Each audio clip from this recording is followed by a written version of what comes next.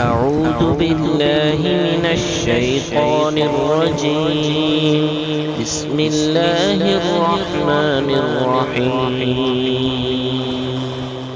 الرحمن علم القرآن خلق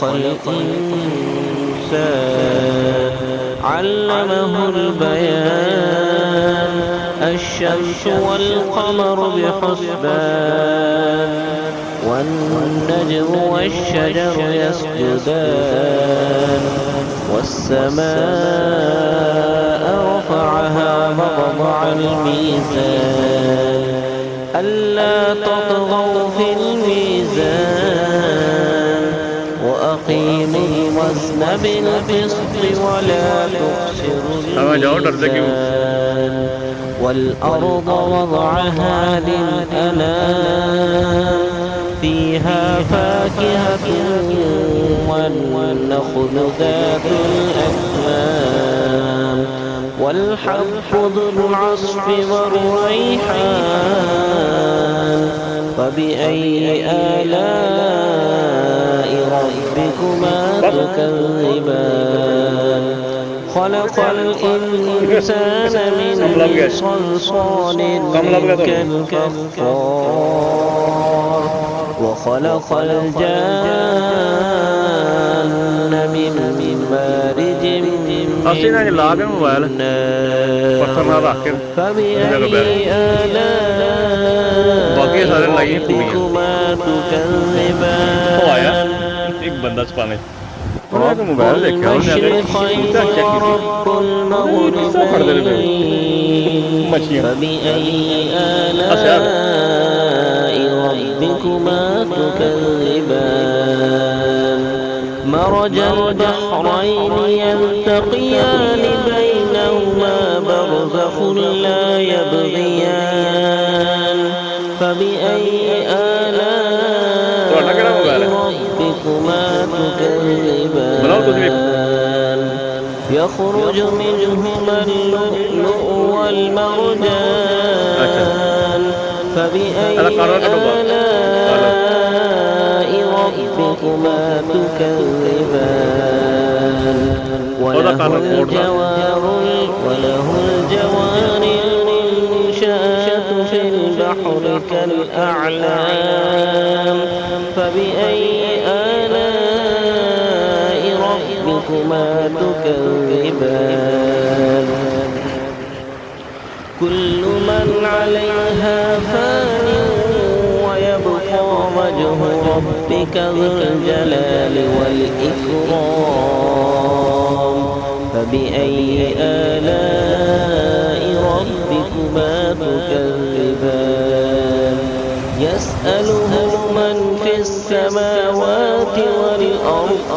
كل يوم هو في شأن فبأي آلاء ربكما تكذبان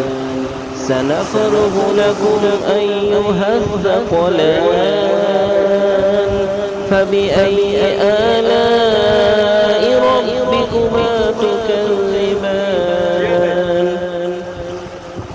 يا معشر الجن والإنس إن استطعتم أن تنفذوا من أقطار السماوات والأرض فانفذوا لا تنفذون إلا بسلطان فبأي آلاء ربكما تكذبان يرسل عليكما شواظ من نار ونحاس فلا تنتصران فبأي آلاء ربكما تكذبان فإذا انشقت السماء فكانت وردة كالدهان فبأي آلاء ربكما تكذبان فيومئذ لا يسأل عن ذنبه إنس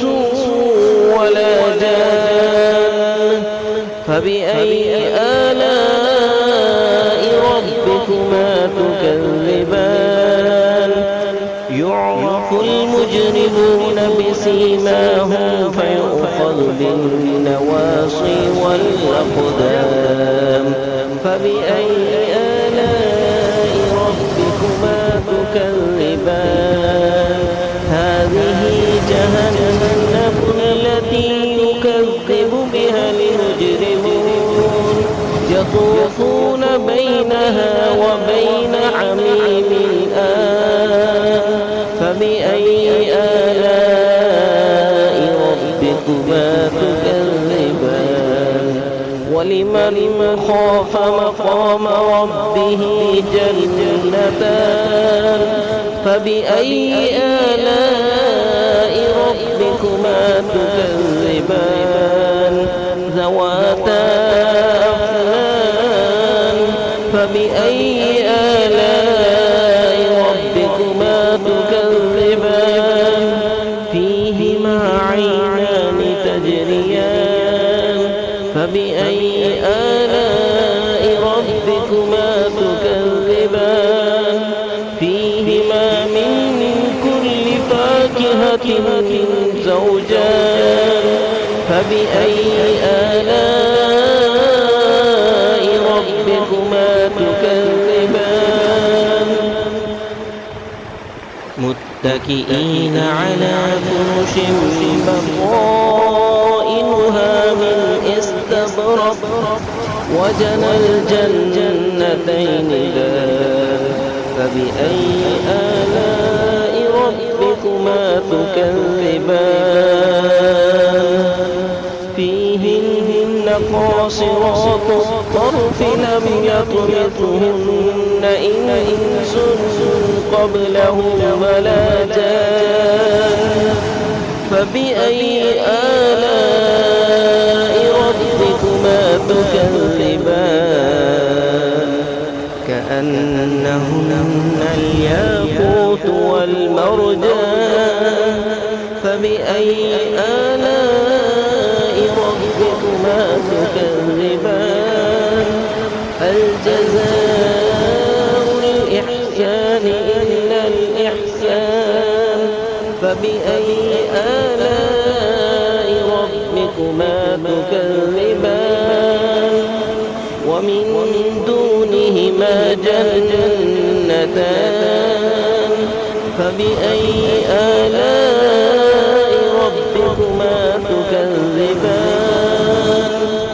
ومن دونهما جنتان